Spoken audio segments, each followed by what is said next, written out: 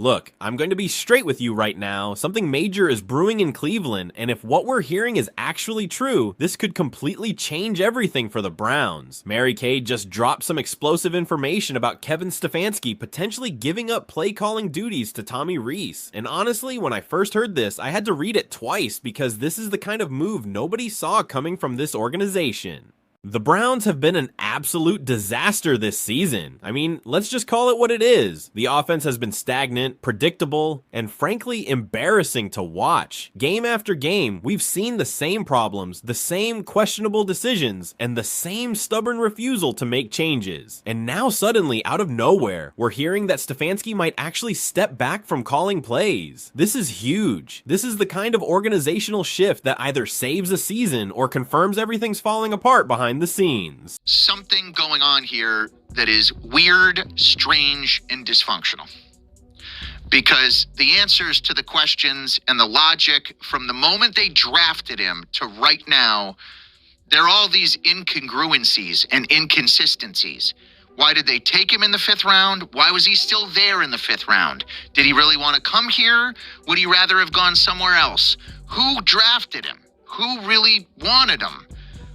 Why didn't he get any reps and opportunities in training camp when he's the more talented guy and Dylan Gabriel is the less talented guy? What makes this even more interesting is the timing. This doesn't happen in a vacuum. You don't just wake up one morning during a bye week and decide to hand over play calling responsibilities unless something serious is going on. Either the front office has had enough, the locker room is pushing back, or Stefanski himself finally looked in the mirror and realized what everyone else has been screaming for weeks. The offense isn't working, the chemistry is broken, and continuing down this path is only going to lead to more losses and more frustration. Now let's talk about Tommy Rees for a second. If he actually takes over the play calling, this changes the entire dynamic of the offense. Rees has shown he can design creative schemes, adjust to his personnel, and most importantly, he knows how to develop quarterbacks. That's his specialty. That's what he's known for. And you know who that benefits the most? Shedeur Sanders. This is where things get really interesting, because if Rees takes control, there's a very real possibility that Shedeur finally gets his opportunity. Think about it logically. Why would you hand play calling to your offensive coordinator if you're planning to stick with the same quarterback situation that's been failing? You wouldn't. This kind of move suggests a bigger change is coming, and that bigger change has to involve Shedeur getting legitimate playing time with the first team offense. It has to. Otherwise, what's the point of shaking things up? The Shedeur situation has been one of the most frustrating storylines of this entire season. Here you have a talented young quarterback who was drafted specifically to be developed, and yet he's barely gotten any meaningful reps with the starters. Training camp came and went. Preseason passed. Regular season games piled up. And still, Shedeur was stuck watching from the sideline while Dylan Gabriel struggled week after week. It never made sense. None of it added up. And the explanations from Stefanski, absolutely ridiculous. First it was about Gabriel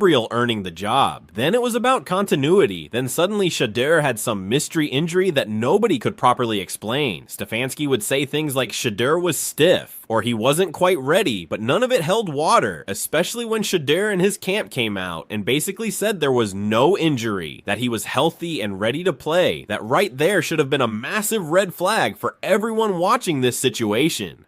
What kind of organization operates like that, where the head coach is saying one thing, the player is saying another, and there's zero clarity about what's actually happening? It's dysfunction at its finest, and the person who suffered the most from all of this was Shedeur himself. Imagine being in his position. You get drafted by an NFL team, you're excited about the opportunity, you work hard in practice, you stay ready, and yet week after week, you're told you're not getting a chance. Not because you did anything wrong, but because of some agenda or bias that has nothing to do with your ability. That's not just unfair. That's damaging. That's the kind of situation that can mess with a young player's confidence and development. And for what? So Stefanski could prove a point? So he could stick with his preferred choice no matter what the results showed? It's inexcusable. Absolutely inexcusable. Dylan Gabriel is a decent player. Nobody's saying he's terrible, but let's be real about what we've seen. He's a rookie who wasn't ready to carry an NFL offense. He's made mistakes. He's struggled with pressure. He's shown limited arm strength on certain throws. And most importantly, the offense under his leadership has been ineffective. Those are just facts. You can't argue with the tape. You can't argue with the results. The Browns have been losing games they should have won, and a big part of that has been the offense's inability to move the ball consistently and put points on the board.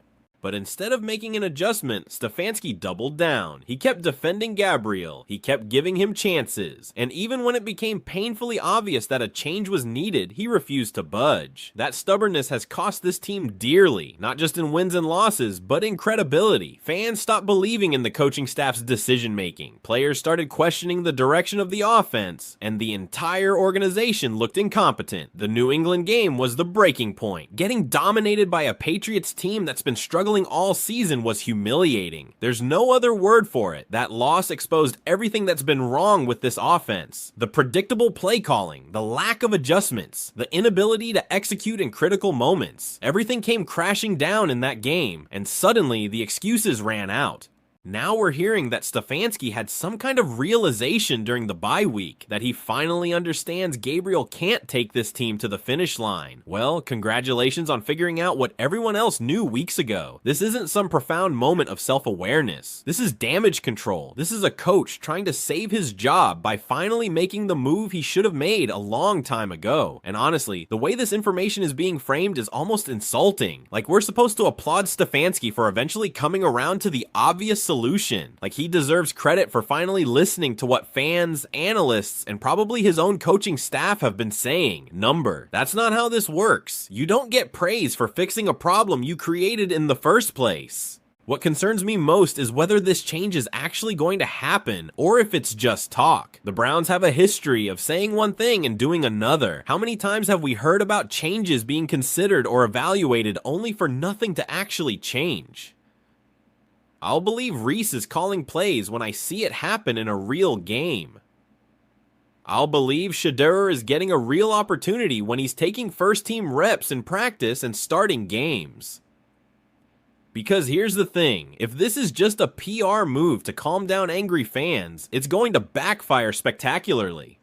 Fans aren't stupid. They can see through empty promises. If the Browns come out of this bye week and it's business as usual, with Stefanski still calling plays and Gabriel still starting, the backlash is going to be worse than anything we've seen so far. People are tired of the lies. They're tired of the excuses. They want to see actual change.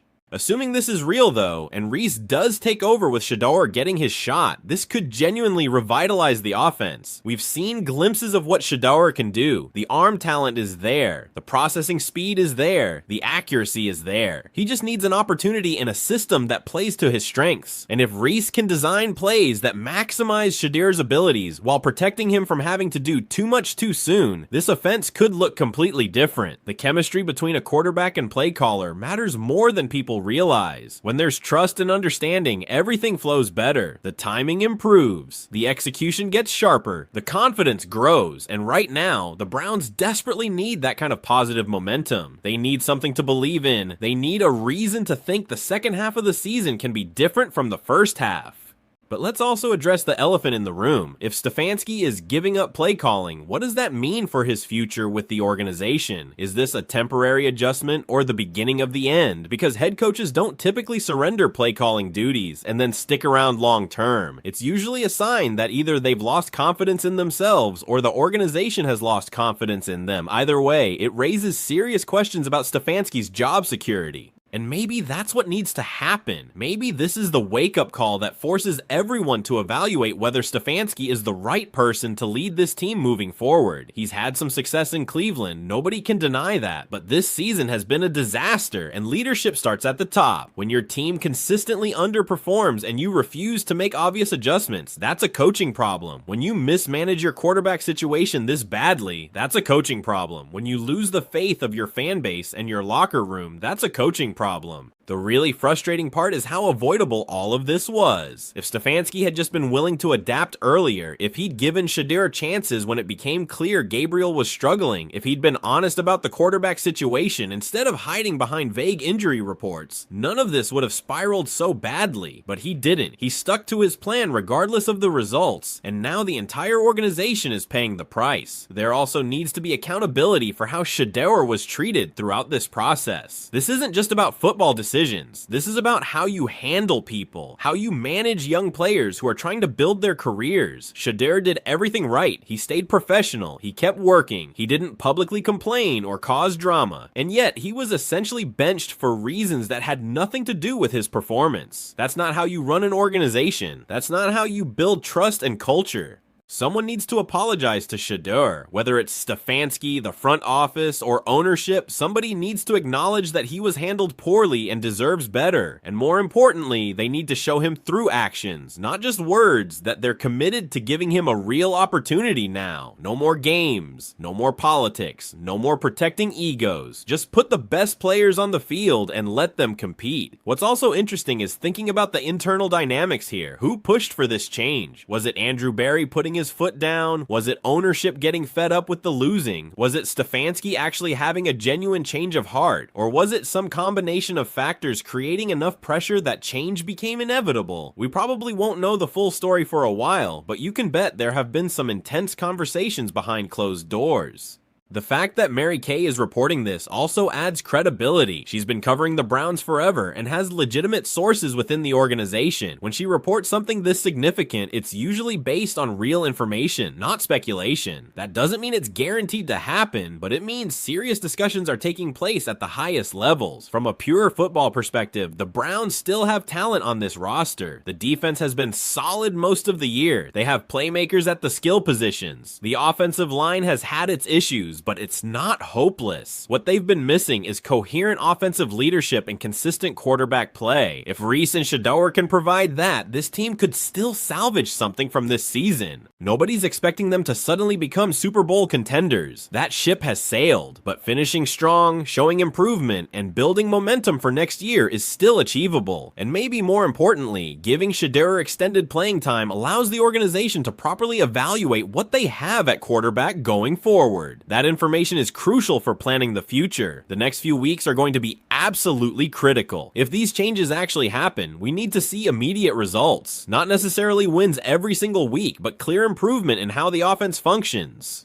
Better play calling, smarter decisions, more explosive plays, better time of possession. The metrics need to show that this change made a difference. And if it doesn't work, if Reese takes over and the offense still struggles, then the Browns have even bigger problems than anyone thought. But at least they'll have tried something different. At least they'll have given Shedeur his shot. At least they'll have admitted that what they were doing wasn't working. The Cleveland fan base deserves so much better than what they've gotten this year. These people support their team through everything. They show up, they believe, they invest emotionally and financially in this franchise, and in return, they've had to watch stubborn coaching, questionable personnel decisions, and an offense that looks completely lost week after week. It's not fair to them. So yes, I want to see this happen. I want to see Reese calling plays.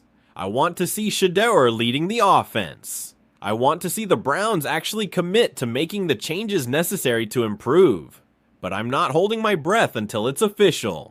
Until we see it with our own eyes on game day. This is all just talk. The Browns have broken our hearts too many times before. They've promised change and delivered more of the same. They've talked about accountability while protecting the people responsible for the failures. This organization has earned every bit of skepticism directed their way. But hope is a funny thing. Even when you know better, even when experience tells you not to get excited, you can't help but wonder if maybe this time will be different. Maybe this time they'll actually follow through. Maybe this time we'll see the Browns we all know they can be. So we wait, we watch, we see what happens when they come out of this bye week, and we hope that for once the Browns do the right thing. Because if they don't, if this turns out to be more empty promises and fake change, I don't know how much patience is left in this fan base. At some point, people stop believing. At some point, they stop caring. And that's when you've really lost everything. The ball is in Cleveland's court now. Time to see if they're actually serious about fixing this mess, or if we're all just wasting our time believing in something that's never going to change.